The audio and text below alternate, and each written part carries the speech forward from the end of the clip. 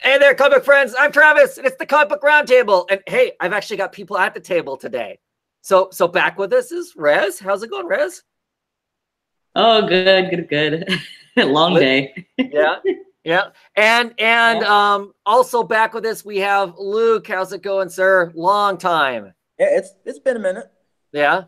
Well, and of course Luke's here because we're gonna talk Batman. We're gonna talk Batman 50. That's the big one, right? I mean, we've 50 issues to build up to the whole wedding, and what it is and whatnot. So I'm looking forward to talking about it. Of course, my books have all come really late, so I actually got my books for last week, this week. Um, so I managed to avoid all the spoilers. I mean, I had a sense of what was going to happen anyway, but I managed to like get past most of the spoilers. Did you manage to get to the book, Luke, before you found out what was going on in it? I did, but I did sell my soul. I read it digitally. Oh, So did you? I Just to hurry up and get it? hurry up and get, because I had a feeling, with how we get our books. I didn't know it was, especially with the holiday, if it was going to be like a Tuesday, Wednesday, the following week before I get to it. So I just bit the bullet and so I read it that day, but Right. Right. Well, and of course, what, the Monday or something like that, the New York Times had basically told everybody exactly what happened. Right. What? Yes. I mean, like, I know 3 or 4 days on Twitter before it was was. saying, I didn't know the Times did that. Yeah. 3 or 4 days before it was released, they told us what happened, which is crazy. I mean, granted, you could not read it, but as soon as they spoiled it, then other people, like if you have Twitter, people started putting it in. I mean, complaining about it being spoiled. They were spoiling it too. Somehow I managed to dodge it all and not have it spoiled for me. But in the process of that being spoiled, of course, it was a major uproar for fans, right? I mean, people talked about boycotting, that they weren't going to go buy it, and they weren't going to buy Catwoman either because that's all tied in. There were stores that were saying that because of the way they did this, that they're not going to. Some stores were claiming they weren't going to carry any new DC products, only the big name things because, whatever. I don't know. And then amazingly, the book still sold massively, right? Mhm. Well, I think something like that happening would make people buy it more because any publicity is good publicity. You see what I'm saying? Right. Oh yeah. I mean, definitely. But it is a bummer. And I felt bad for Tom King, the writer, because everybody like was jumping on his Twitter feed and giving him crap. Like he's in control of marketing. Yeah. But it'd be a bummer for him too. You work, if you're working 50 issues up to the story and then to have it people read the headline and make an assumption instead of actually reading the book first and deciding they hated it before they even got the book. It's kind of a shame. So anyway, let's talk the book. Batman, issue number 50.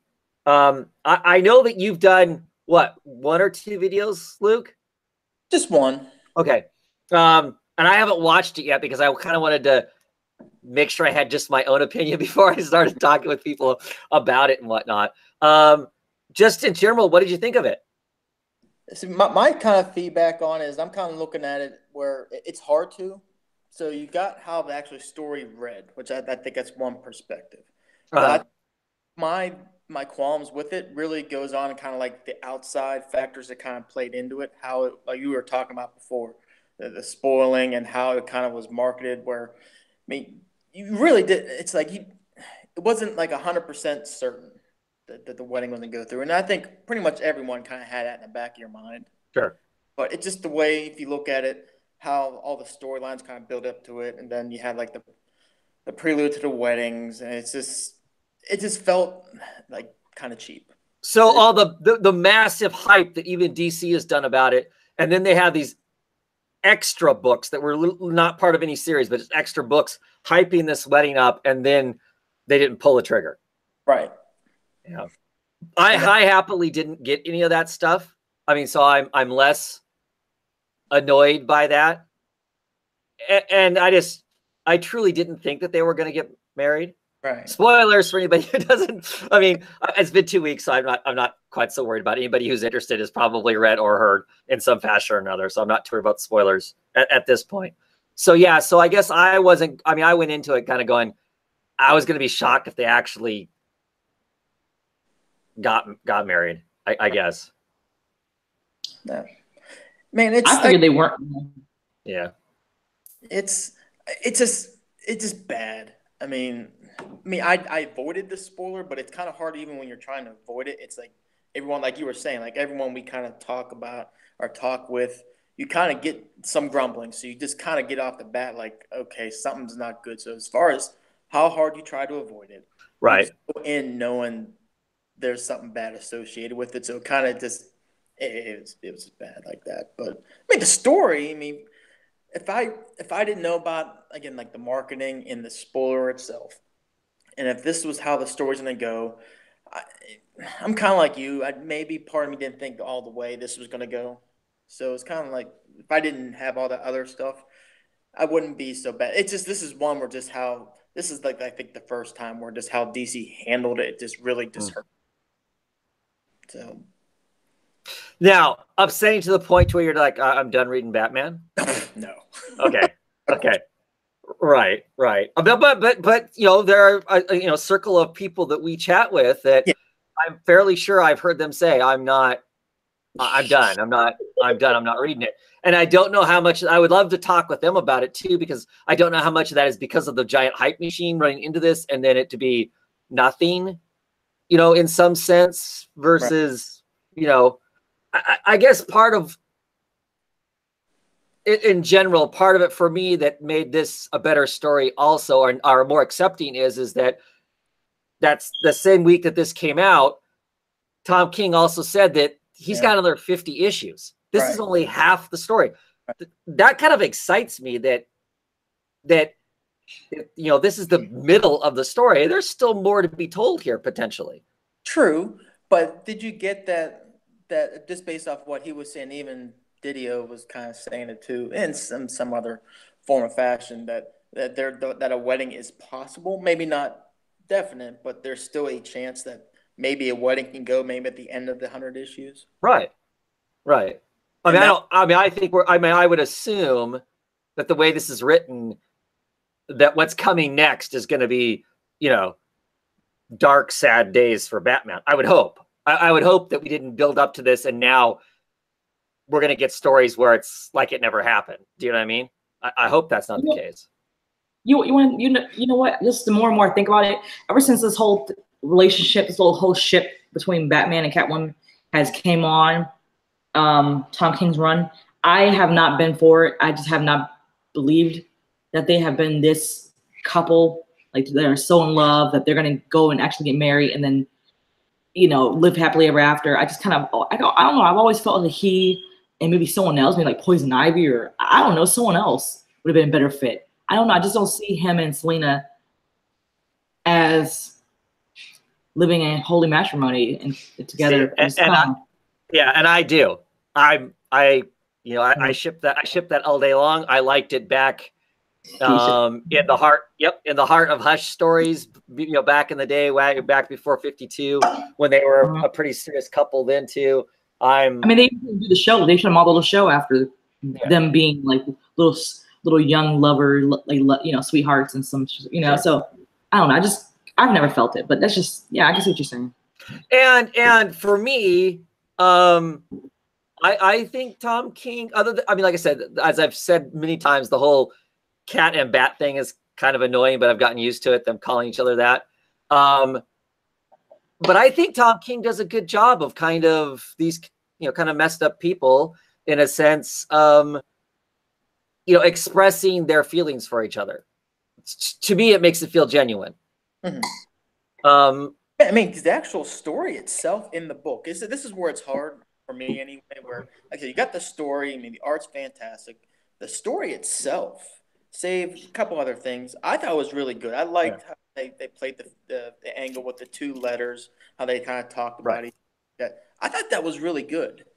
Yeah, for me, I'm of two minds about this issue. I love the sequential art, the Janet art. That part of the story I like a lot. I found the continuous splash pages to be disruptive. Now, not to say that the splash pages aren't cool and gorgeous and whatnot, but for me, as far as I rather they had been at the back of the book, that we had gotten the story at the beginning, and then I could look at a bunch of cute pictures of Catwoman and Batman by a bunch of different artists. Because to me, this didn't lend to the story. I mean, I'm fine with the letter. This is a way for us to read each other's letters about each other's eyes. I actually really liked all that. Maybe I'm a sap, but I'm a sucker for that. Them talking about these little things that no one else sees about the other person, but they see it and they love them for that. That's what makes them different than the million other women that Batman has in his life, or the million men that Selina has in her life. That's what makes these individuals important to them. I like that, but like I said, the splash pages to me felt disruptive in comparison to the sequential art, which really this felt like is what was driving the story. I could have had those pages. I don't know how I guess I don't know how they work the letter in, right? But yeah, I don't know. That part throws me off story wise. But as far as their relationship, how it comes to an end. I mean, maybe it's a little on the nose, corny. Oh no, Selina, I can't marry him because if I marry him, I might fix him. And then he's no longer Batman anymore. He's no longer the hero everybody needs. So I'm making the ultimate sacrifice. I'm almost hoping that at some point we come back to that her making that decision, and or he catches up to her and goes, that's kind of a cheap cop out. You chickened out, right? Because that's almost like, you kind of wonder if that's what, how much of it is that she's wrecking Batman, and how much of it is that she's scared herself and it's an excuse to get out of it. What about the very end? Ooh, we get back to Arkham, right? And of course, Bane's there, and I have a problem with that too. In concept, the way the I Am Bane story kind of ended, I did think that kind of just ended kind of really, really odd. So I like how we're coming back to it. Yeah. Oh, I like the idea that Bane's messing with him, but where in this whole, after Bane left, after they beat Bane up and threw him back in Arkham and whatnot, right? Right. Where in this does it show that he broke the bat? How did he manipulate Selina Kyle to get to the precipice of being married and then walking away? Because it kind of implies at the end here, Bane's like, right, the bat is broken. Like he somehow did it. Like he knew it was going to happen.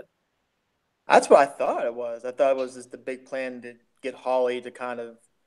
It's a stretch. Don't get me wrong. It's a stretch. Okay, so you. They're driving along in the car, and Selina's asking, "Are you, am I a hero and whatnot?" I don't know. I guess with Holly, I didn't read enough there that made it feel like that Holly was manipulating Selina enough to talk her out of it. But maybe so. I mean, yeah, to me, that's, I guess, like you said, it was a bit of a stretch. And I guess that's the part made me kind of go, I like the idea that Bane is still trying to break him, like it's this giant competition to two. Cause I think that's cool. I mean, conceptually, I like Bane. I think he's an interesting character, and the way he goes about trying to dismantle Batman. This is a Bane thing. This is like Bane would do, not physically, but also go over the right. But I just don't. I don't know. To me, as I'm reading this, and I've read it twice back to back, because after I got to the end, I'm like, oh, okay, that's kind of cool, but how did he do it? And then I went back and read this stuff, and I don't know that I see the bigger things. I had an issue with that last page. It's not really what it's who's there. Yeah, because right. Thomas Wayne, as far as unless something happened, the Flashpoint universe was taken away by Dr. Manhattan. So unless I don't know. Well, and I didn't realize that. Why is Gotham Girl there? That's the next thing. Yeah. I think that was the last time we seen her, was the engagement issue. Right. So, I mean, Psycho Pirate's back there, which of course means all kinds of stuff could be happening just by his sheer manipulation. with Gotham Girl, maybe okay. Yeah. So, and then the whole thing with Joker and Riddler. I mean, the whole Tom King's run, those two want to kill each other. Yeah, exactly. So it's. I mean, I know a lot of it was kind of back in the day during the War of Jokes and Riddles, but yeah, during his run, I would not see them sitting. Yeah. Right. Well, and on top of that, if Bane is out to take Batman down, why wouldn't they be trying to stop Bane from taking Batman down? I mean, because that's the whole Jokes and Riddles, right? Was them beefing with each other because both of them wanted to be the guy that took down Batman. Right. So, I mean, granted, this is just a cliffhangery kind of a shocking last panel, and now we're going to go read more story, right? Right. That I would hope is going to tell us about this. Mm-hmm.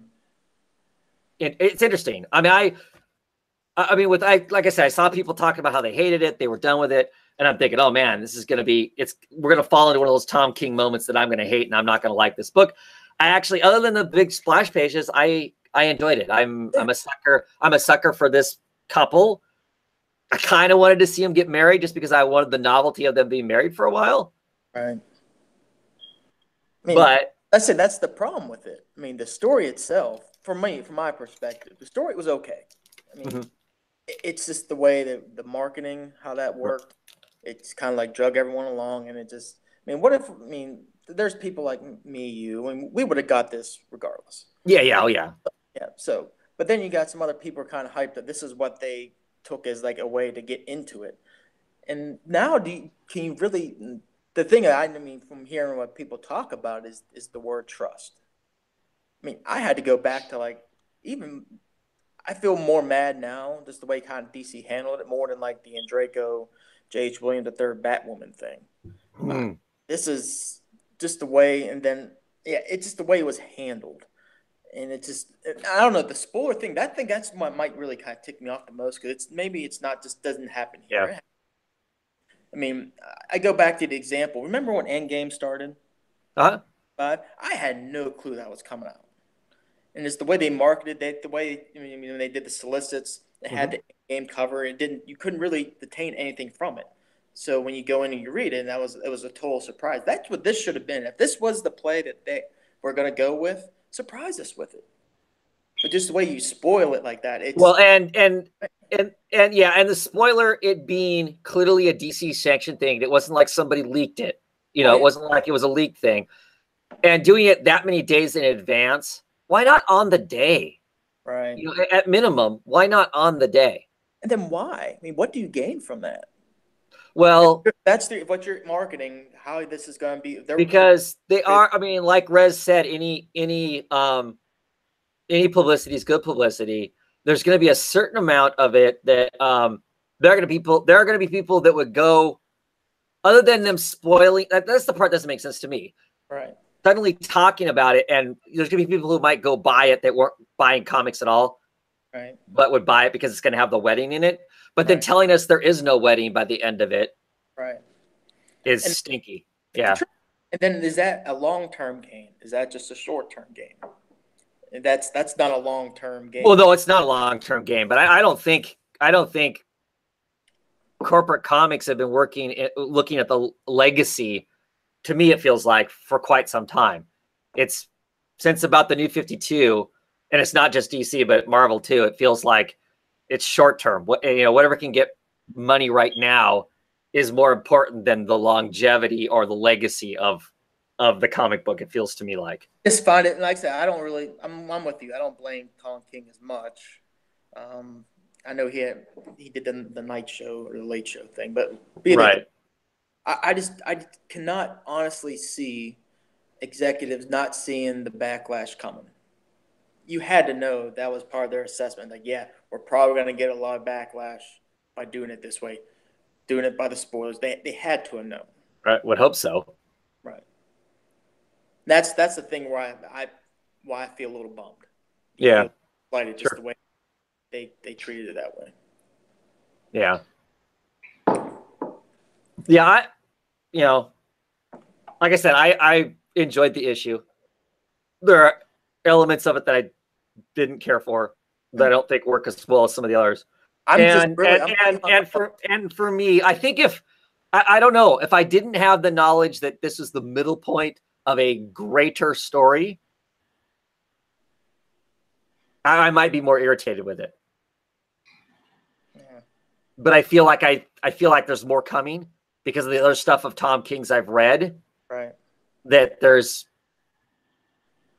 yeah, I don't know. I'm just really stuck on the Thomas Wayne thing. I'm stuck. Oh, yeah, at the end, yeah. Well, but so I guess for me, I look at that and go, some of the other people that are there with Psycho Pirate being there and Hugo Strange being there, you know, they're like master manipulators in one sense or another. So I don't know. I think Psycho Pirate, is he not going to play that pretty good part into what Tom King's doing next and that mini series he's doing? Oh, the Crisis thing. I don't know. I haven't really read anything into that. I mean, I only saw the cover. I thought the cape was Psycho Pirate's cape. It could be. But the Thomas Wayne thing, like I said, is this getting morphed into the Dr. Manhattan Doomsday Clock thing? I hope not. I mean, unless like I said, that issue, I think Manhattan got rid of the Flashpoint universe. So now, I don't know. It's weird. That's what I'm saying. I'm kind of stuck on that one. Yeah. Yeah. Oh, like I said, I'm curious to see what's next, how this plays out. Like I said, huge mistake if they don't have, if to some degree they don't have him, we don't get to see some sort of whatever, out of remorse or however he's going to feel, brokenhearted, whatever that is. We better see that, you know what I mean, in the next issues. It better not you go off on some other complete tangent that doesn't have anything to do with it. To me, it'll feel cheated because we're going to talk Catwoman in a few minutes. And in that, they show it. I mean, the after effects in some sense. We at least get a page of that, which I was happy that it wasn't just, well, are we done talking Batman? Sure. Yeah, we can move on. Okay. So Catwoman issue number 1, the Jolene Jones show. I agree. I don't care for the cover only because it's selling the wedding issue, right? Which we're kind of disappointed in the whole marketing of the wedding issue. Yeah, I double dipped on this one. That Art Germ variant, it's beautiful. Yeah. Yeah. But in this, it shows her feeling really bad. You know, there's a point where she gets gets a package, and the package is from Alfred, and it's a costume. So here's the thing on that one. You brought that up. So now you infer that Alfred knows where she's at. Does not Bruce know where she's at? Oh, sure. But Bruce isn't going to chase her. She clearly made a decision, and she's her own woman, and she left. I don't see him chase her. Not now, anyway. He's going to brood and what. I mean, he's not a chaser, right? He does. He's got enough pride or whatever. I think. I mean, he's a. I think he's emotionally stunted when it comes to relationships. So I don't see him, pursuing her to say no, you're wrong, or ask more why, or say your letter is whatever. He might at some point. Right. I guess I just liked it because I would have found this annoying if she was just out of Gotham someplace else, and there was, other than this annoying cover, there was zero reference to the fact that she, walked away from on the verge of a very serious commitment. Yeah, there's a couple panels where she emotionally broke down when she got that. Yeah, and of course, the wonderful Jolene Jones art, she nails all those expressions and that energy and and everything about it, quite well. I thought. I'm trying to find the page offhand. Yeah, I mean, so she gets it. She gets her thing, and it's a note from Alfred saying, "We'll send you the rest of your stuff." A little bit of crying, and then angry. I don't know. She nails that stuff really, really well. Yeah. So, what did you think of Catwoman? I liked it. I mean, it's great. First off, great to have Catwoman back. It's been too long. Yeah.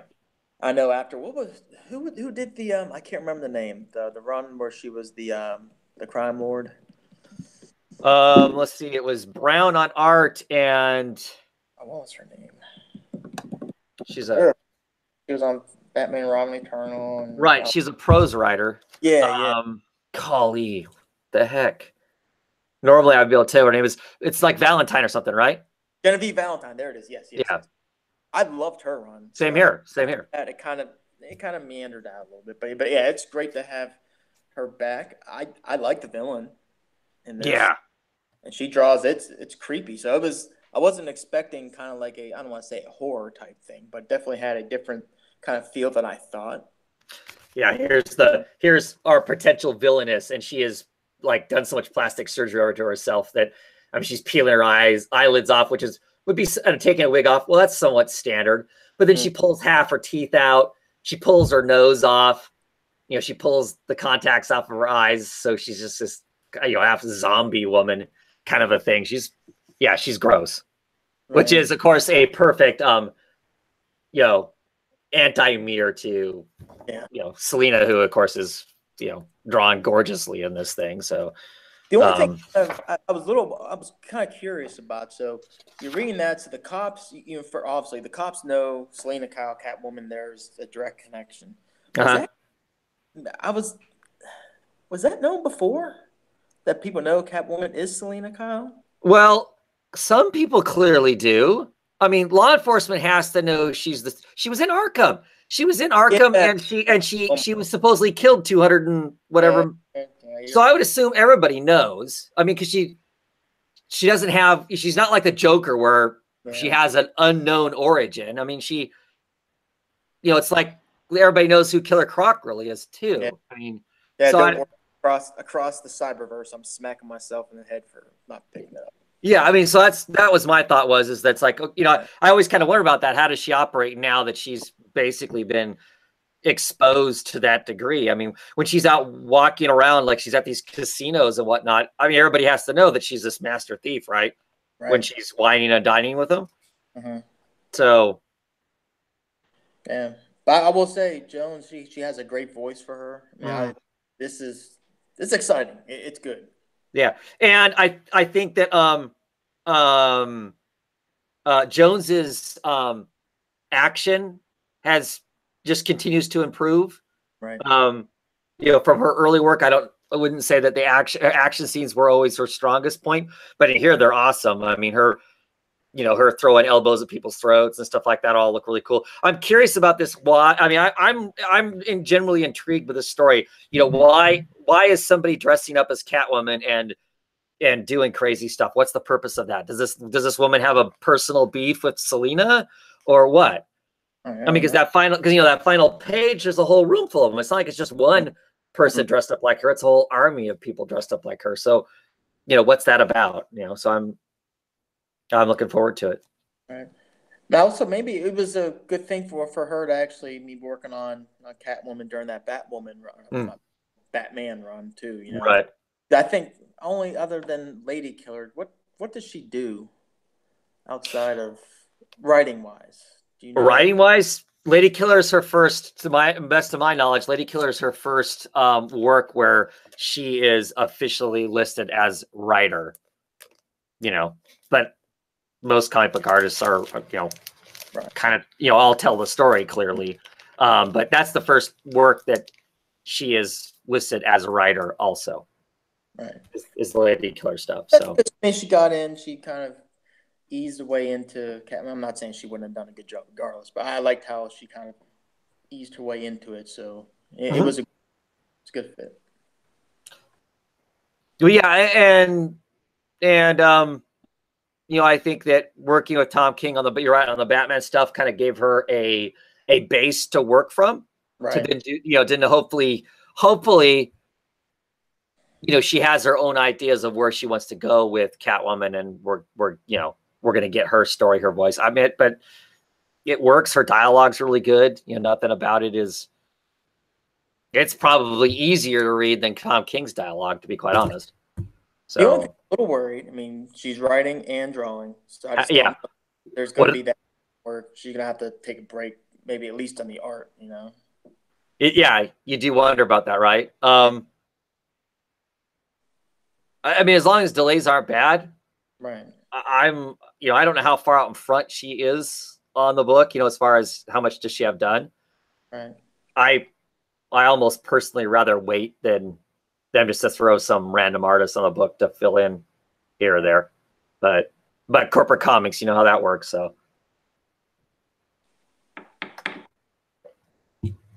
but I am liking most of the Batman universe right now. So, this though, I feel this is the book I feel suckered into getting. It's so they even say it in the story. I mean, it's kind of weird because like they'll say like, yeah, I know you're not my dad, or Damian will say you're not my dad. They'll still call him father when they're like right next to each other. So it's weird. Yeah. I don't get it. I really don't. I mean, occasionally there's some fun scenes, but in the book, but yeah, I mean, every issue they reaffirm that this is all, hokum. It's not real. Right. So why do we have 6 issues to tell this story of it's not real? I don't, it's just kind of. Yeah, I don't even know what the end game could be here. I don't know. The variant covers by Martina are great. Yeah. But outside of that, I don't know. And what was his angle? He's letting Damian come along so that Batman could lead Batman on like he don't know. I don't know. I was confused too. Right. Yeah, it's the plot itself is confusing, and not confusing in a there's some mystery here and I don't know it. Right. It's more along the lines of I'm not 100% sure what the hell's going on. I almost felt like between last issue and this issue, I had to go back and look to make sure I hadn't missed reading an issue, because it just felt so. I mean, they're in a car, they're disguised, and and then they're going to the bicycle shop, and I'm just like, okay. No, I mean, I like Nightshade. That's a great character. I love that character, but it just seems like an odd use of her too. I'm just like, why? I don't know. I mean, I'll be honest too. Deathstroke, I don't know a whole lot about, but Alfred was with Wintergreen. Yeah, his handler. Yeah. They both serve the same role, kind of. Yeah. So they were even having conversations while he was talking to Wintergreen, when Alfred was right next to Wintergreen, that he's acknowledging like, yeah, I'm just playing Batman along. So wouldn't you think Alfred? Yeah. So that doesn't make any sense, does it? No, it really. See, that's why I said the whole thing's just confusing, and like I said, not confusing in a there's a mystery, but just confusing as in this doesn't make any sense. Yeah. I don't know. Odd. Yep, but I'll get the next few issues to finish out the storyline and hope I get surprised somewhere, because, yeah, it's not really surprising at this point. But, yeah. Well, I guess Batman really isn't in it. Well, he is in it, in a sense, right? Justice League? It's like this, barely the second issue of it? Third issue number 3, yeah. But yeah, he's in it. I forget he's inside Superman. Oh yeah. So you're talking about Justice League? I was still talking about. Oh, this he wasn't in this issue. Oh, he wasn't. I have to go back. Maybe. I don't think he was. I don't think he was in it at all. I mean, other than fictitiously being on the cover, I don't think he was. No. He's not in it at all. No. So for something being touted as Deathstroke versus Batman, there's not a whole lot of Batman there. But. No. Yeah, no. Batman's just in the ads. He's not in the book. Sucker. Yeah. Yeah. I don't. Oh well, they got me. Yeah. Well, like I said, that's why I'm.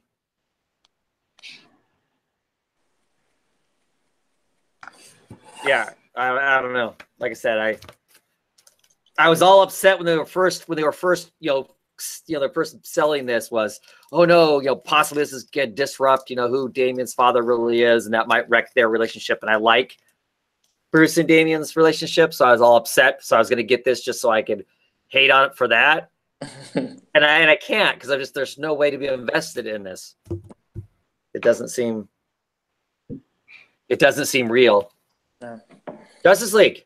Justice League. Issue number 3. I'm really enjoying this. I mean, I don't, because I didn't read the the heavy metal stuff, the origin of some of this stuff. I'm not 100% sure what I should know or shouldn't know, but I don't feel lost. It's just, okay, I don't know 100% about that, but the story in itself, I enjoy the heck. I love the art on all 3 issues has been outstanding. So that's made it really, really cool.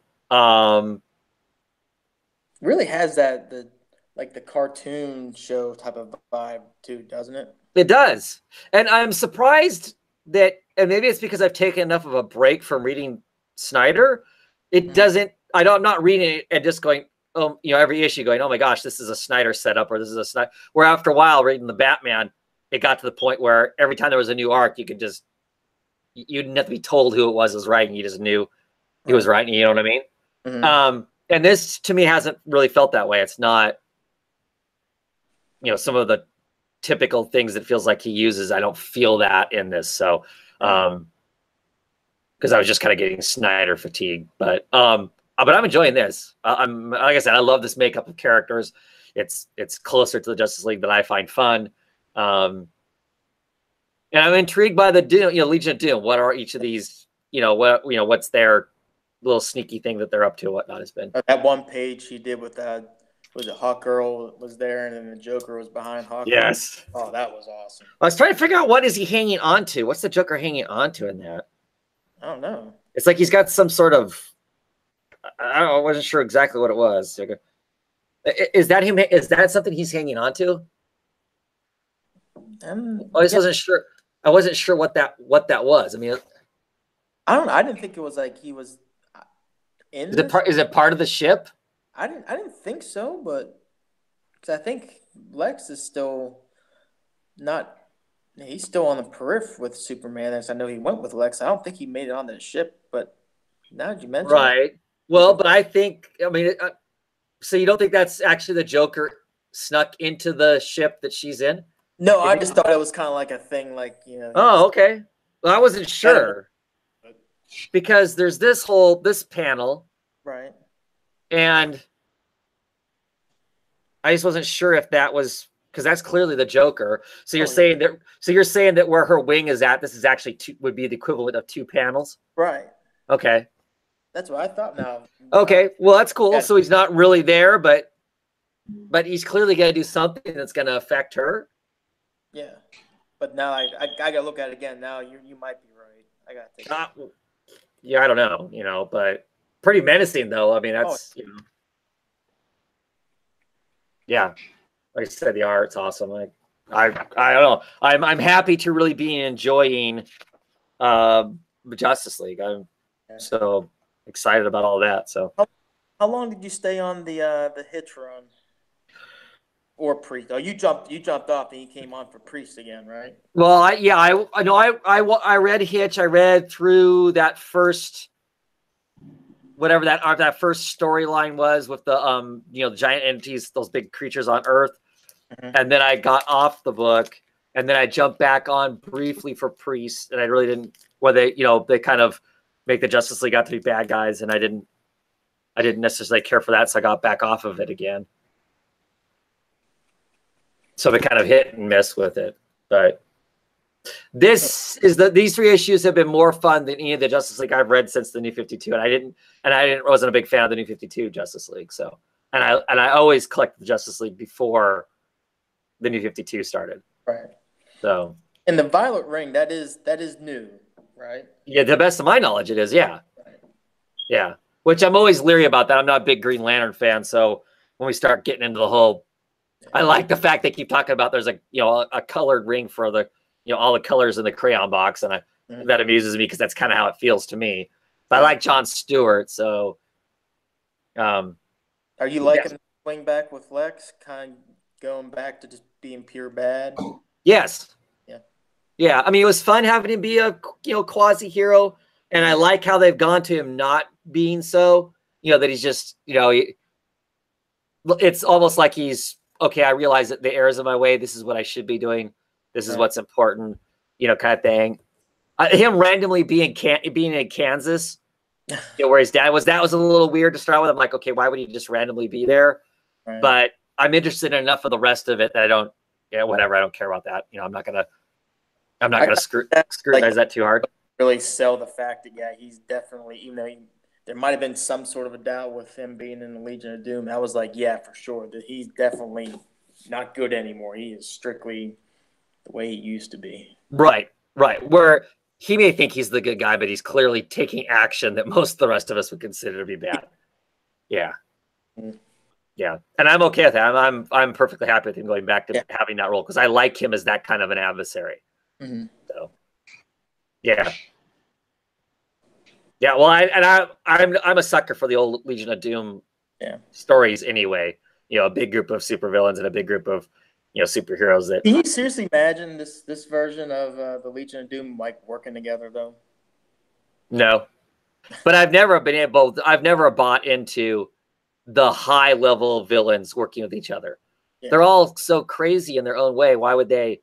I mean, they would really be able to function with each other for a very brief period of time. You would never want the Joker on your team, for instance. That's crazy. I can see Lex Luthor and Gorilla Grodd operating together for a while because they could come up with a plan for at least a while that would make sense for the two of them to work together. Their egos would get in the way at some point. But but the Joker's a lunatic. I mean, I can't imagine having him, quite honestly, having him on a team because you don't know at what point is he not going to screw you too. Right. I can see Black Manta being on the team, and I can see all like the D-listers and whatnot because they need to all stick together so they can survive. Right. But a lot of these, big time villains, it makes no sense to have them together. Yeah, especially I know we all read Rucka's Wonder Woman run. Cheetah is, if you're using that same Cheetah. Yeah. I don't think that could work either. No. But like I said, I don't know. Like I said, I'm a sucker for the whole, having them all grouped together though and whatnot too. So, yeah. Righty, you got any other hero books on the DC side? You didn't pick up the Man of Steel thing, did you? I did not. I'm gonna read Superman, but I didn't want to read a new origin story about Superman, so I decided not to pick that up. And all I've really heard about it is that they get rid of Lois and John through that in some sense. Is that right? Yeah, I mean, there really wasn't an origin story for Superman, which was refreshing in a way. But yeah, it's kind of weird if you read the Oz Effect, then the Action comic. Mm-hmm. I forget Superman's dad. It seems like a totally different dynamic between how they interacted before in the Oz Effect. And it's almost like Clark barely knows him here, and it's like, well, you had a lot of interactions. I just don't. It's just how fully trusted him to go off with Lois and John. And right, you want to know what they're doing, or do you want to hold off? No. Go ahead, tell me. I'm. So basically, what he's doing, he's gonna take John throughout the cosmos to learn kind of like the Superman part of him, the Kryptonian part of him, not just the go on Earth and basically learning as a human. So right. Now sit there and teach him the Kryptonian way and whatnot. So and Lois basically said, "Okay, if you're going to take him, I have to go along with you." That's basically the Cliff Notes version. So, which I'm kind of mixed. Which I'm also going to be kind of confused because I know Super Sons is coming back. Right. So I don't know how this is going to work, but is he back? I mean, is that what it is, or is it going to be one of those kind of things where it's told out of context from the rest of the universe? Right. Because that's how the Deathstroke story is. This story happened before the current events, whatever that means. So, I will say Fabok did the art from that last issue. It looked really yeah. So I don't know. I mean, it wasn't as bad as I think it could have been, but still, just the way Bendis kind of did that was just kind of a little weird. It just kind of seemed like he just disregarded a lot of stuff that happened with Jurgens in Action in that one story arc. But right. Are you kind of excited for you do Superman and Action, or just Superman? I'm not getting Action. I'm just getting Superman because that's the one I've been reading all along. I am nervous. I'm not the hugest Superman fan as a general rule. The reason I picked it up is because Tomasi and Gleason were on it, and it was clear that they were going to tell a different kind of father-son story. And I'm a sucker for that, for when they did the stuff with, Batman and Robin. And I enjoyed that. I mean, there were moments it wasn't maybe the greatest, but as a whole, I found that all fun. Right. And so I don't know. I'm nervous about Bendis Superman, just because if they've removed the elements that I thought was fun up to this point, Superman being a family man, what are they going to do that I'm going to find interesting? Because I've been reading comics off and on, mostly on, for 30 some years, and every time a new Superman comes out, I try it, and I have not enjoyed most of it enough to be interested in keeping it. So I don't know. This may be the end of me reading Superman for now. We'll see. I mean, I haven't. Have you read this week's issue? Are you getting Superman? Yeah. I just got my books today, so I didn't get a chance to read it. Okay, yeah. I mean, I have mine, but I haven't read it yet either. I mean, it's at the top of the list to read. So I'm curious. I'm curious to see what Bendis will bring to the character that makes me want to read it. But we'll see. Right. The bar isn't very high. I'll say that. So. Yeah, I'm doing both, but action's like on a real short leash. Superman a little bit longer, but right. And both of those books are twice a month, right? No, they're once a month. So I think is it? Yeah. Okay. I just don't know how he's gonna juggle. I don't know if they're gonna bleed into each other. See, I don't. That's what I don't want either, because I don't want to get both books. So I hope they both have their own storylines. Right. But they're gonna cross over each other, right? Yeah. I mean, it just. Yeah, of course. Yeah. So that'll be a bummer if that happens. So that may be what gets me off the book too, if it does that. Because I don't want to randomly have you be picking up Action Comics. So yeah. Okay. Rez, you want to talk some Eternity Girl? Yes. So I haven't read this week's, which is number 5, but you can talk 1 through 4 or whatever. What are you thinking of Eternity Girl? Yeah, this was I just had it pulled up. This is the issue. What is it? Right. From Rana memory, but I honestly the first thing I thought of was your crazy vinyl collection. How much you love this issue. That's the first thing I thought of as soon as I read this. Yeah. I was, this is so Travis. It's like Travis's favorite book ever. Yeah. That's what I thought. This is something he would love because he loves vinyls. Yep. He probably has a huge collection. He loves the musical, like little tidbits they threw in there and the terminology they were using. So I was like, this is so him. So that's why I thought I really loved it. So I love my favorite part, and you probably guessed it, was probably the reiterations, the constant of,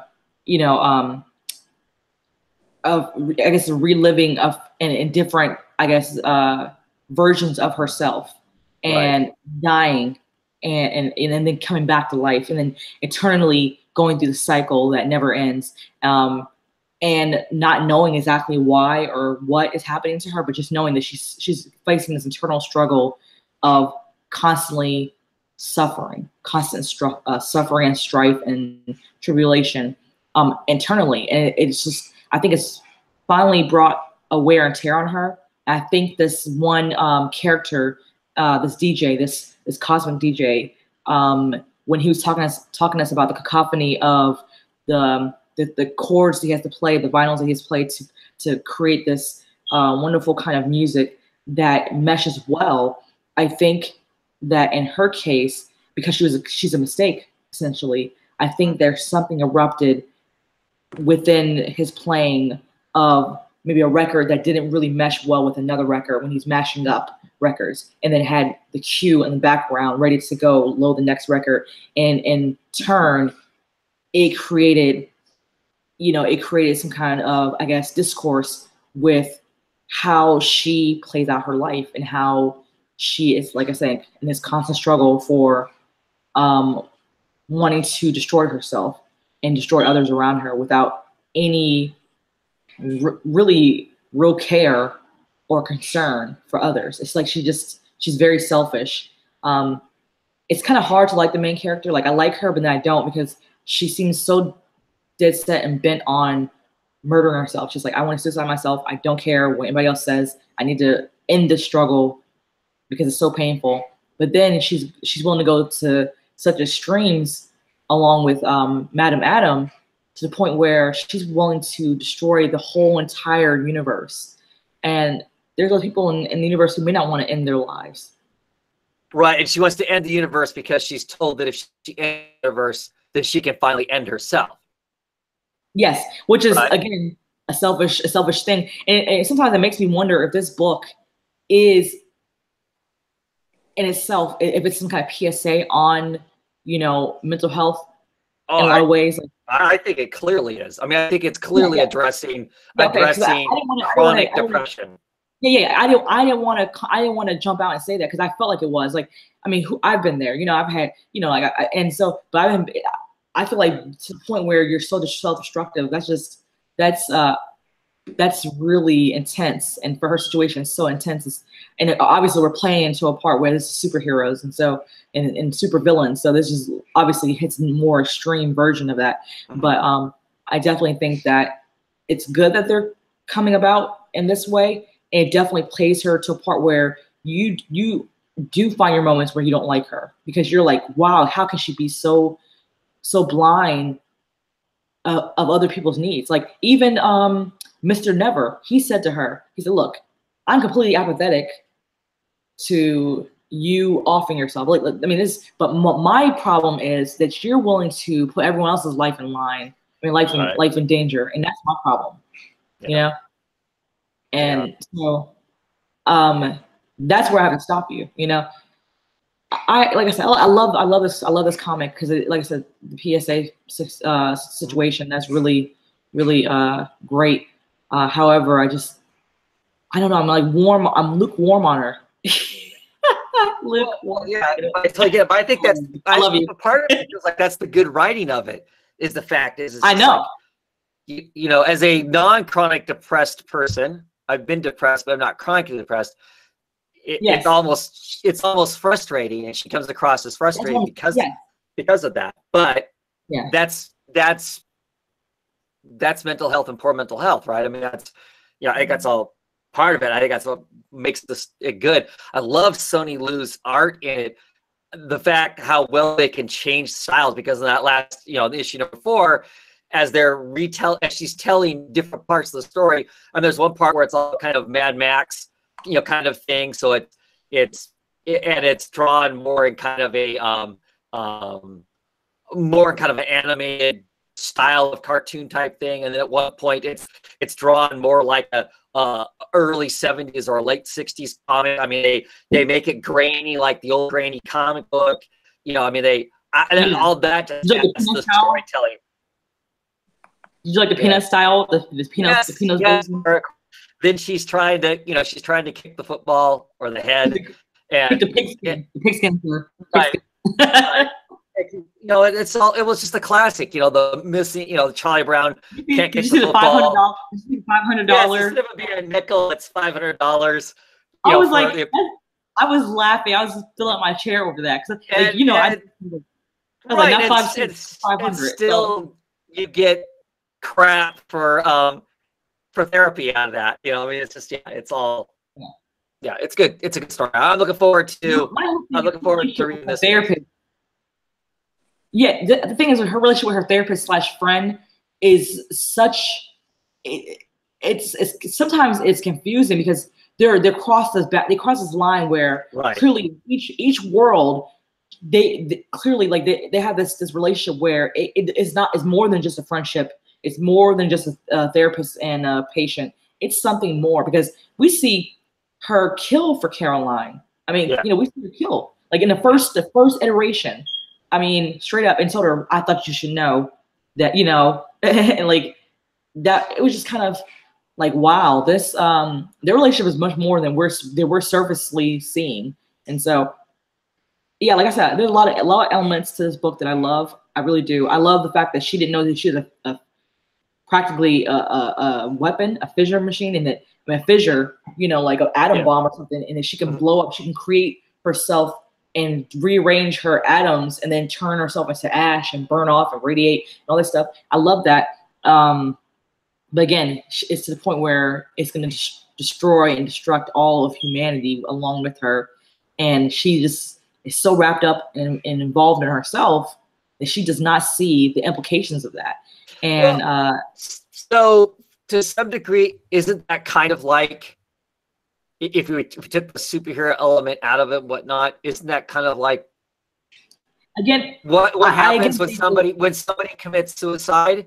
How it basically destroys everybody around them's world, right? You know, it's a lot of people feel that way when people do commit suicide. When people suicide themselves, people do feel that way. That like, you destroyed a lot of people when you left us, you know, behind. You know, with her, she hasn't quite gotten there yet, but she's intending on getting there with all her, you know, these huge plans. And steps that she's taking forward to get there.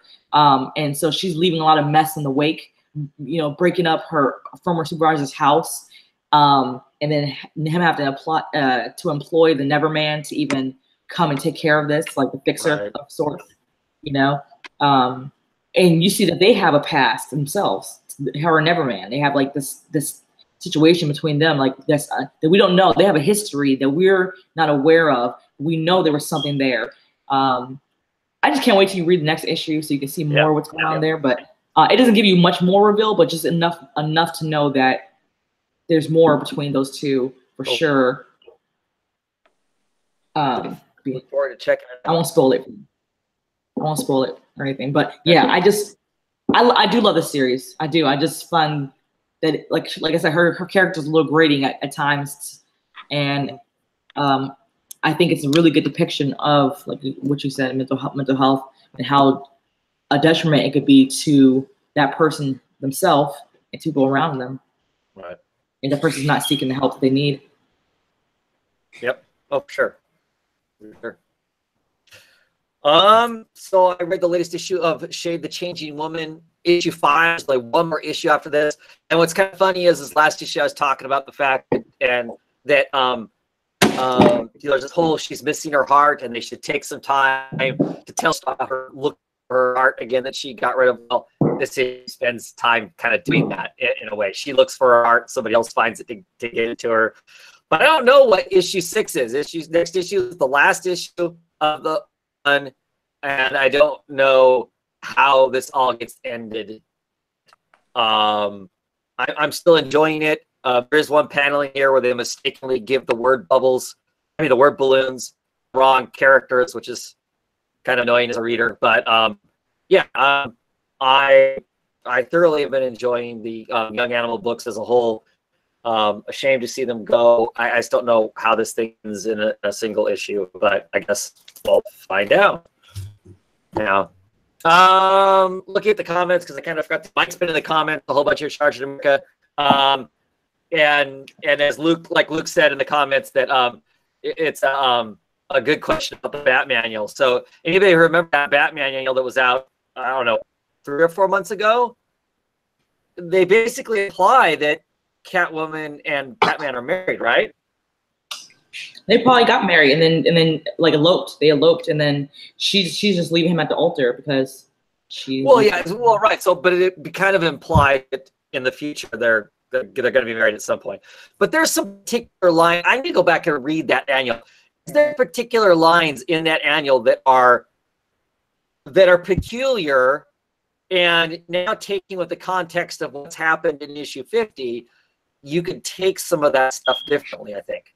Yeah. Or like I said, it implies that somewhere in the future that they do get married, or the annual is totally out of is not canon. It's not part of the reality of what the main universe is, I guess. So anyway, any other DC books we want to talk about? I don't have any others this week. I didn't get any more. And I can't think of. I'm thinking news-wise. Oh, the only news that I know of, big news is G. Will Wilson is going to start writing Wonder Woman as of November. So I'll be picking up Wonder Woman again when that happens. I like G. Will Wilson. I think she's a good writer. They're finally going to get Robinson off the book. He's been on it way too long, and most of the book has been about Wonder Woman's brother, which to me makes no sense at all, but whatever. So what do you think about the paper? I think was Catwoman the only book that had that new paper they were using? Oh, yeah, well, I hear Superman's got that too. I hear Superman's got this different paper. Is that all the books are going to get that, or just like certain select ones are going to get that? So it's more kind of a matte kind of a paper, right? Yeah. I thought it was fine. I don't know. I mean, I actually, to tell you the truth, I like paper that's not glossy. Yeah. As long as it's, so it's like a happy medium between the old stuff and the new stuff, right? Right. I don't know. I don't know if that's going to be a new thing or not. Like I said, I don't have this week's comics down here with me, but I heard that Superman's got that paper in it too. It works for me. Like I said, for me, I actually like it not shiny. That way, if I'm not having to move the book around to fight lights, if I have lights on it to my old man eyes to to see the stuff and whatnot. So I don't know if that's the norm though. Is that a cheaper paper for them, do you think? I mean, because why else would they change it otherwise? I would like to have that on the actual cover itself, but whatever. You'd like that paper for the cover? The cover, I think they're a little too thin. Yeah, they're getting closer to the Marvel cover, right? Yeah. Yeah. I mean, I guess when I was reading Catwoman, I wasn't thinking much about it. Yeah, I did. It felt a little bit more like solid. Not solid is a bad word, but yeah, it was thicker. It felt like it was a thicker stock. It had more substance to it, right? Well, it had texture. Yeah, it had texture. Instead of just being kind of glossy, this glossy thing, it had texture to it. So yeah. And lastly, are you excited for the Bat Ears? The Bat Ears? Yes. They're coming back?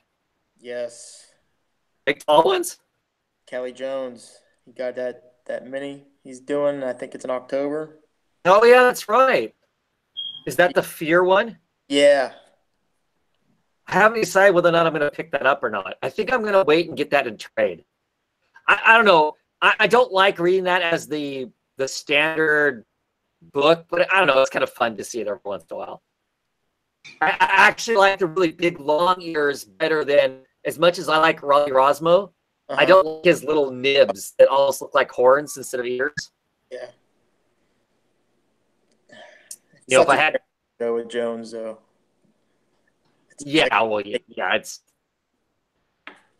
But that's his style though. He over exaggerates lots of stuff. Oh yeah. I mean, that's like when he does Dead Man. He makes Dead Man look like he's some almost mummified, skin and bones, somebody dying of starvation kind of a thing too. Right. Yeah. Like I said, I don't know on that. Like I said, I think I may just pick, because it's a miniseries, I may pick that up and trade. I did though just order the when I was ordering my comics today, I ordered the Black Label, the first Black Label book, the Batman. Azzarello.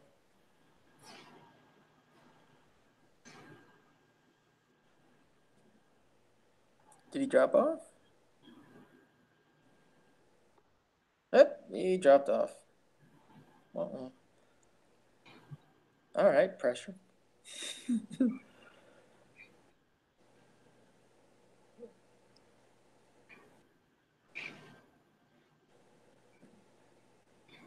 Awkward silence. Yeah, I was like, where did he go? So do we? I think it's gonna go off because now that he clicked off. No, he comes back. This happened before. I mean, one time when I had a live show and like me, the host got booted off. It went on for a few minutes, but then it died. The live died. All right. Well, Hangouts telling me I lost internet. Wah, wah. Uh-oh.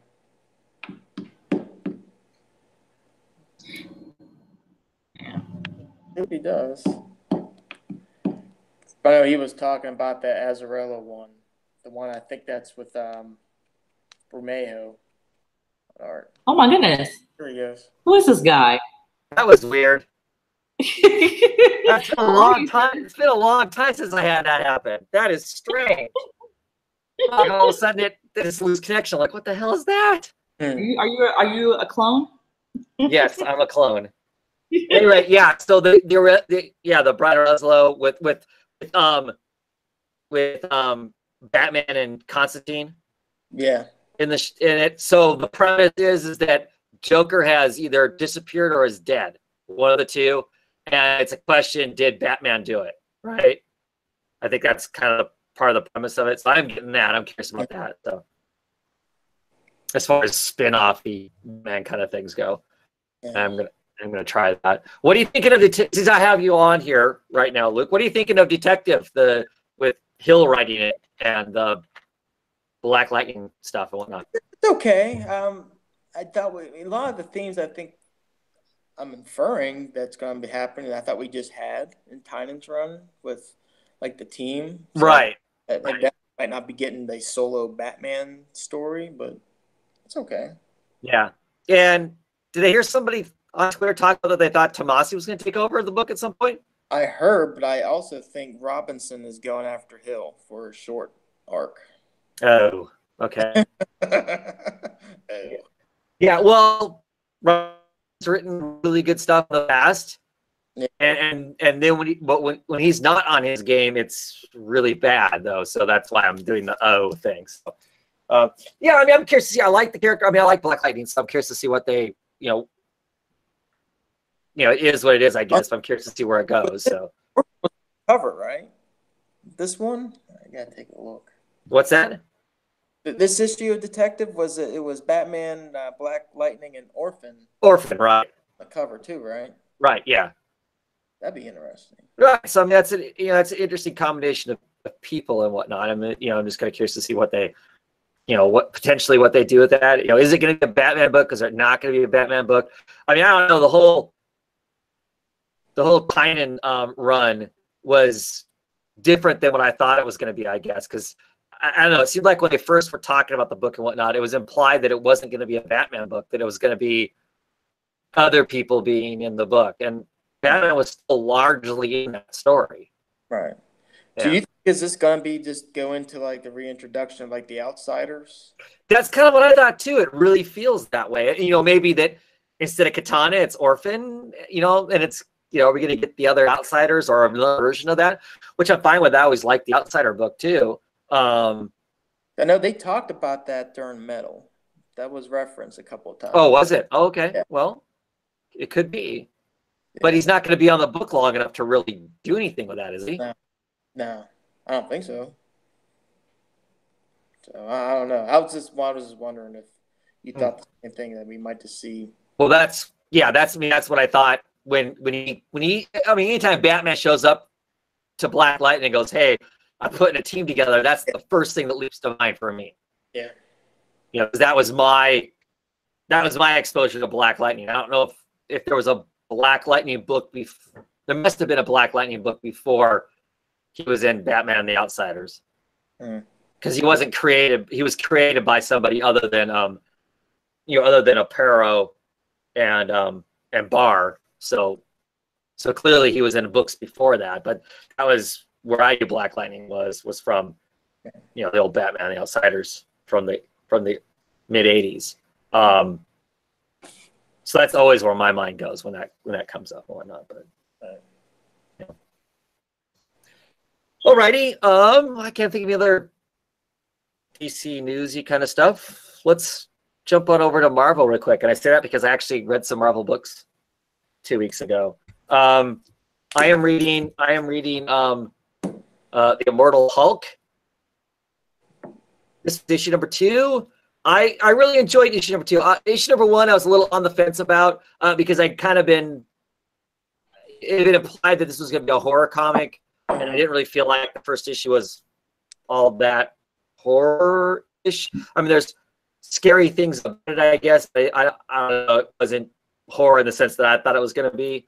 But I really enjoyed this issue. This issue was like a single story. The last issue was actually like a single story too.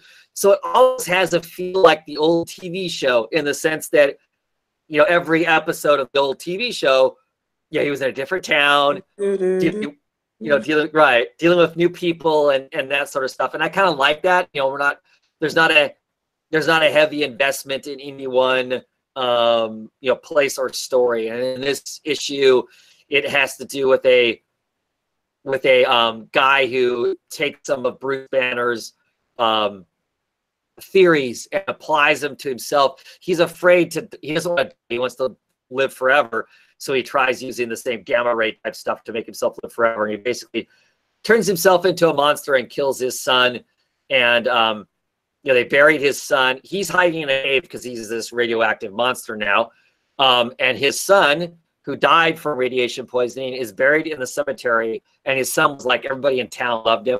So everybody comes to the cemetery to like pay their respects. And while they're there, they all are slowly getting gamma radiation poisoning, and they're spreading out throughout the whole town. So the whole town is quickly starting to die off, kind of thing, which is all just kind of interesting and whatnot. But I like this issue. It was interesting, and he's still Bruce Banner is smart now, but he's not like genius level smart. He's like lost that uber cunningness that he used to have. And he feels like the monster has it, and he turns into the monster at night. It's almost like more like a werewolf almost kind of thing at night. At night is when the Hulk comes out, and the Hulk is really, really smart, but very brutal in his answers for stuff. So that's all kind of interesting things. I'm not a big Hulk fan. So I picked this up because it was supposed to, yeah, right. No, whatever, that bores me. But like I said, I was interested, and I'm kind of liking the story so far. It's intriguing.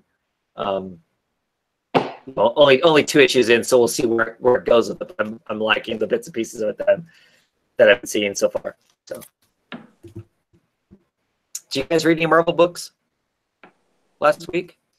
Mm-mm. So my other one I picked up was Captain America 1. Not the biggest Captain America fan either, because clearly I'm not a Marvel fan or something. Anyway, picked this up because of the fact that Coates is on it. I wanted to see what he was going to do. With the basically stereotypical, in my mind, Americana, hero. What would Coates bring to that with just his own writings on America and politics and all that kind of stuff and whatnot. There's large portions of the story that I'm not confused, but I don't know the history behind it, because I don't know what's been happening in the Marvel Universe. Hydra took over the entire United States at some point. The head of Hydra looks like Steve Rogers. So there's this whole, can you trust Captain America kind of stuff that gets dealt with. And by the end of it, I kind of get where I think the book is going. It's kind of like Captain America re-looking at the American dream. I mean, because he still believes in the American dream and all of that. And questionably right now, whether or not people in America that aren't from the 40s still have that same ideals. So I think you're kind of looking at some of that and whatnot. What's happened is Hydra has basically broken the country. They defeated Hydra, even though there's lots of Hydra cells still around. They've defeated Hydra, and in the power glut of kicking all of Hydra out of the government, lots of power brokers have moved into like the presidency and some of those other positions and whatnot. And how does he deal with that? Because the government has kind of pushed him out. He is enough of a high profile figure that they don't really want him working with them. So he's on the outside. Sharon Agent 13 is in this. They pulled her back in because she can kind of work behind the scenes, but it's kind of impossible for Captain America to work behind the scenes. So now what is he going to do? So I'm on it for a while. Check it out. Like I said, I find Coates interesting. I read some of his Black Panther. I dropped it because I feel like he has pacing problems with how he writes the comic book. So we'll see if Captain America has the same issue for me or not. But I am intrigued to see what exploring Captain America in some other sort of way. I mean, to the point in this, the government is going to use Bucky Barnes, Winter Soldier, because he's not as much of a lightning rod as what Captain America is. So Captain America is like this walking lightning rod right now. So kind of curious to see what's told about that and whatnot. And that's it for my Marvel stuff. And I don't know if there's Marvel news. The first issue of Spencer's Spider-Man was this week. I heard a lot of people really, really liked it. I heard too, so I'm kind of curious. Yeah, I mean, Otley on art is a fabulous choice in my opinion. I mean, as far as the art goes, I mean, I think that's a smart choice. Spencer, I have mixed feelings on as far as what he does. He's written stuff that I've absolutely loved, and I don't know that I'm excited by the creator himself. And sometimes I have problems separating those two from each other. But he has some good comedic timing, and I think Spider-Man is fun when there's a little bit of tongue in cheek to the character. And like I said, I think Otley, who did a fabulous job for all those years, drawing, Invincible, which had a teen superhero in it. I think he'll be fabulous as far as an art on the book. So this might be the turnaround. Well, some of the people we follow and talk to on Twitter who are big Spider-Man fans and have finally quit reading Spider-Man because they couldn't, they weren't enjoying the stuff before. Finally reached a point where they quit. They picked this up and they were all excited by it. So, and to give a lot of credit, the last part of his run wasn't bad. It was dark for Spider-Man. I'll say that it was really dark for Spider-Man, but it wasn't bad.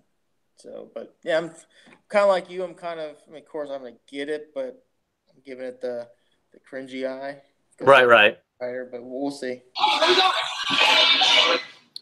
That too. Holy cows.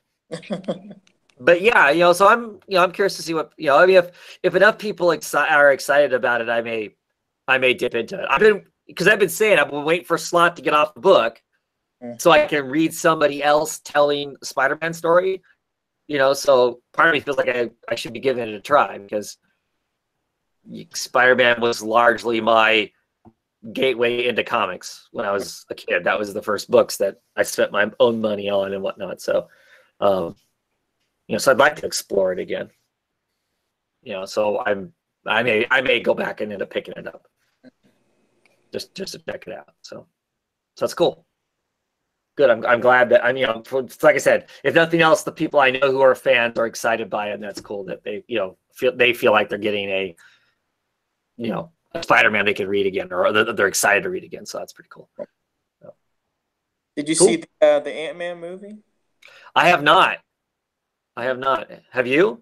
I did. I took my son to go see it. It wasn't bad. Yeah. I mean, it falls under basically the standard Marvel movie, I'm guessing. That's kind of the same. The credit scene tied it all in. So. Right. So, I don't know. Those are movies that if I get to them, I get to them. But for me, they all feel one where you can, like I said, you take your little kid to it, and there's really nothing wrong with it. So it was a good. I don't want to say family movie, but right, yeah. But I know what you mean. If you're gonna go watch an action movie that's not, so over the top that, right.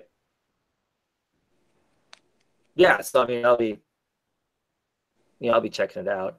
I am about halfway through the second season of Luke Cage. I still enjoy the show. I know some people aren't as excited by it or whatever, but is Daredevil coming back at all anytime soon? They cannot go without Luke Cage. They love it. I haven't heard much about Daredevil. about another season. You know, I mean, at the end of Defenders, they've left him basically at the Frank Miller Man with No Hope, you know, storyline from the old, you know, from the comics. I mean, they literally, I don't know if you watched the Defenders, but literally at the end of that, they reproduced the exact panels from him in the church with the nuns and stuff. So, I'm assuming that's what's going to be next for him. I'll be curious to see how that plays out, but I haven't heard when that's coming at all. So, but Luke Cage, I like the Luke Cage stuff and whatnot. I like Bushmaster so far. That character's been fun. So, see where that all goes, and yeah. Alrighty, we got some independent books we want to talk about.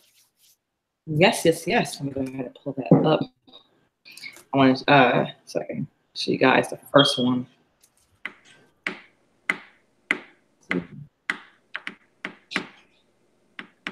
The first one that I picked up or read was this one called Farmhand.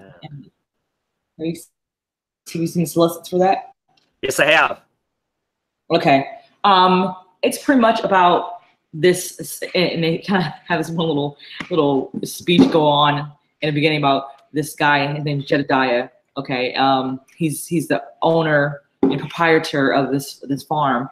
Apparently there was some kind of dissonance between him and his son and daughter. They had some kind of situation that arose between them that made the son run off from home and leave, and the daughter's still there, I believe, and the father, you know, he decided to, I guess, build an empire from his farm.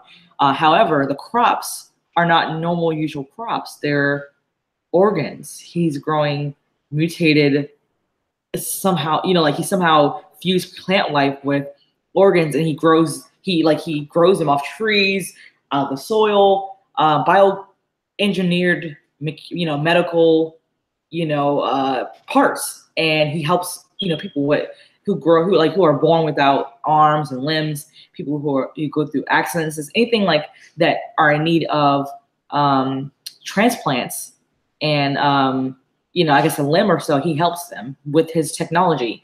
He just said that out of nowhere that he just woke up with his epiphany. He wrote down a formulation, and next thing you know, he got the backing of one of his friends that was like a gas and oil kind of man, and they gave him the funding to be able to hire all these biomedical engineers, and they built up this small, simple farm to this empire of what it is, to where you have to pretty much have secret clearance just to get on. You have to have all kinds of different, you know, access, you know, to get on. And we had this one little coup d'etat that's happening during the midst when the son's visiting with his family.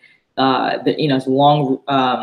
I guess they had some kind of 7-year, 8-year hiatus between the two, where they didn't see each other. So he decided to bring the grandfather's grandchildren or his children to go see the father, bring the wife and everything. And during this time of them, you know, touring the farm and what it is now, they had this one Russian child trying to steal the technology by stealing a finger off of a tree, so he can run off to whoever he's working for, so they can figure out the technology that this farmer Jedediah is working with.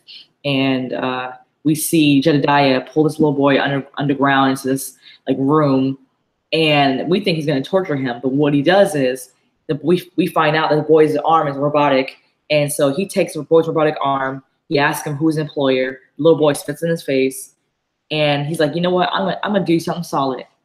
We're gonna go ahead and give you a new arm. Is that what you want? and the boy was like, no, I don't want it.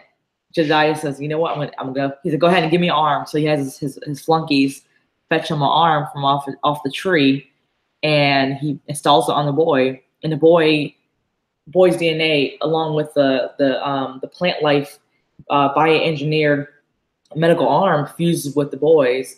And now the boy is like shocked, because now he knows that this is Death Wish, because now that he has the sample that he's supposed to get attached to him, he knows that this means death for him. So either he goes ahead and he goes to whoever he's employed by, and they tear him apart, trying to figure out the secret of what the chemicals that make up Jedediah's limbs, or either he decides to stay in Jedediah's employ and work for him.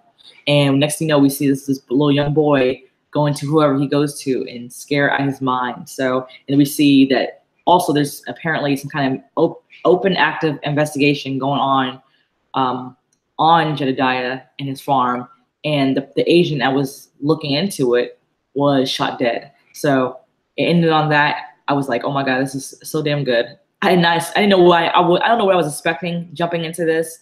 I had no expectations. I just saw it was new #1. I was like, let me just jump into it and read it. And I quite liked it. I liked it a lot. It's pretty good. Prodigal son comes back to the farm. That's the artist. Wants to. Huh? That's the guy who did the art for Chew, right? Rob Guillory is the writer. So if you know Rob Guillory, you know that he did Chew. So that's another reason why I jumped on as well. But he did both the illustrations and the writing. Huh. So it was pretty awesome. Like that was like my favorite.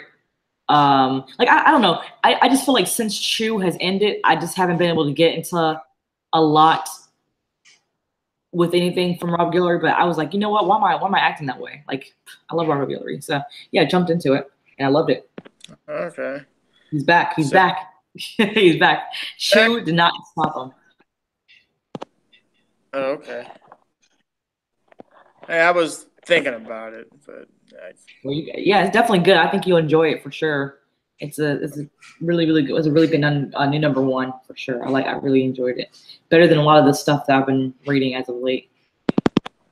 What else was he doing lately? Huh? What else was he doing lately? That's all I know that he's doing as of late. I haven't checked into everything. I said that's when I saw that his name was attached to that. I said let me go ahead and pick that up ASAP.